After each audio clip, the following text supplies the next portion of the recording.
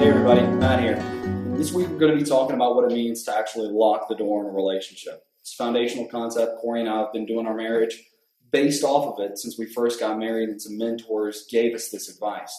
And what they said was, when you lock the door in a relationship, you're communicating to the other person that even if things start to catch on fire and burn down, I'm not running out. You can trust that I'm always going to be there.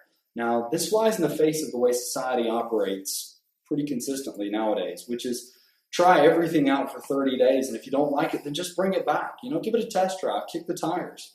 I've talked to a lot of relationships that ended up failing because they started out with, we're going to live together and just see if it works, and then if it doesn't, then we definitely won't get married.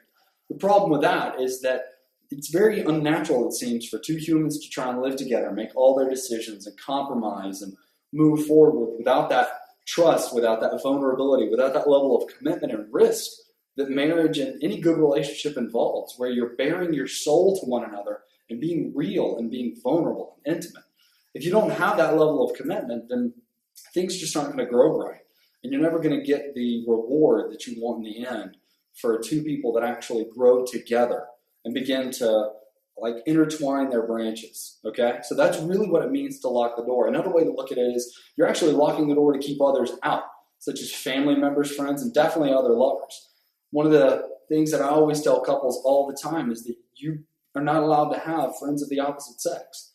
Now, that sounds like a very harsh rule, but 9 times out of 10, when I've been counseling somebody that's dealt with infidelity, they have come into the office and talked about how they just had a friend of the opposite sex, and they just started talking, and things got difficult within their own relationship.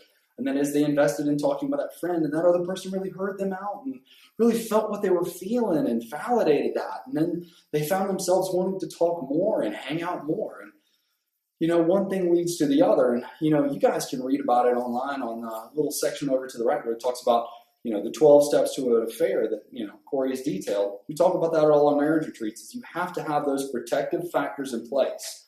Because for me, my wife is the only one that can fill that void of the female friendship that I need.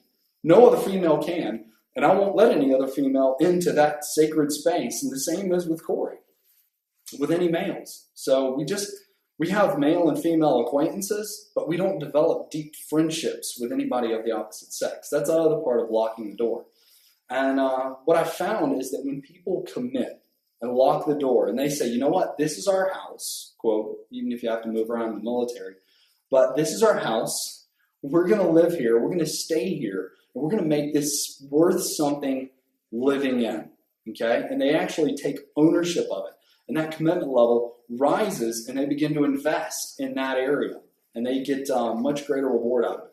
So we hope you guys enjoy. We are really excited that you're walking this journey with us. So we're appreciative. We love you guys being here. We're doing this all for you. We're doing it for your marriage. We're doing it for your relationship, for your mental sanity, actually. And so you can feel the reward and fullness of a thriving marriage. Thanks.